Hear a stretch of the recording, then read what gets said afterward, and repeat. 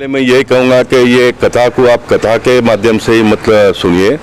ये कथा हमारे जीवन को, हमारे संसार को, हमारे देश को आगे बढ़ाने वाली कथा है और ये कथा के माध्यम से ये देश आज खड़ा हुआ है।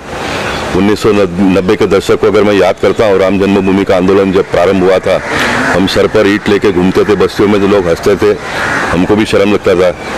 लेकिन वो दौर से हम लोग निकले, तब आज देश में राम मंदिर भी बन रहा है। 2024 में उसका उद्घाटन भी करेंगे, मत्था टेकने के लिए हम लोग जाएंगे और ये पूरा देश का जो आज वैभव हम लोगों को देखने के लिए मिल रहा है, ये राम कथा और रामलीला को जिसने कलाकारों ने रामलीला चलाई अपने जीवन काल में, सुधीर जी जैसे कथाकार ने कथा करते करते राम कथा को जीवित रखा। ब्रह्मदेव तिवारी, श्रीकांत पांडे जी, डॉक्टर राधेश्याम तिवारी, ये सारे लोगों ने इसका आयोजन किया। सुनने को आने वाले लोगों ने सुनने को आने का काम किया। आप जैसे मीडिया के लोगों ने बहुत दूर तक इस संदेश को पहुंचाने का काम किया। ये जॉइंट वेंचर है, सब लोग मिलकर काम करते हैं तब एक बहुत बड़ी ताकत होती है। इसलिए मैं फिर एक बार कहूँगा कि धार्मिक व्यवस्था है, ये देश को आगे बढ़ाने वाली व्यवस्था है, ये हम सब लोगों के संस्कृति और संस्कार को जीवित रखने वाला व्यवस्था है। इसलिए इसको हमने बहुत भव्यता से करना चाहिए। नई पीढ़ी को हमको तो देना ही पड़ेगा ना।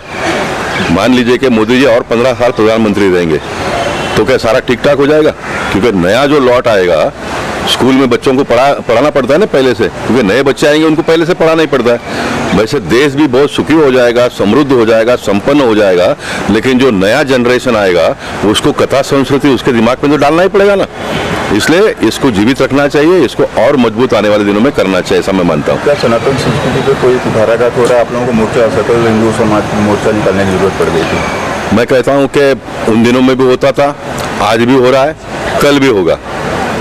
ये कोई समाप्त होने वाला नहीं है। इसलिए हर चुनौती का सामना करने के लिए हमको तत्पर रहना पड़ेगा, हमेशा तैयार रहना पड़ेगा। चुनौती तो आएगी, उसका तरीका बदलेगा, लेकिन चुनौती तो आने ही वाला है ना।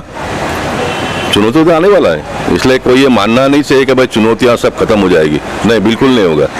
नया नया रूप लेकर चुनौती आएगी और उस चुनौतियों का सामना करने के लिए हम सबको तैयार रहना पड़ेगा। तो क्या इसके लिए लोकसभा भी गूंजेगी? निश्चित गूंजेगी, लोकसभा तो गूंज रही है। और देश में आज इतने सारे लोकसभा में राम भक्त पहुंचे हैं, तो जब भी 11 बजे प्रारंभ होता है तो अध्यक्ष जी जब आते हैं तो जय श्री राम का नारा तो लगता है ना, वहाँ पर अनेकों में मैं एक हूँ, तो गूंजती है लोकसभा भी, पूरा देश गूंज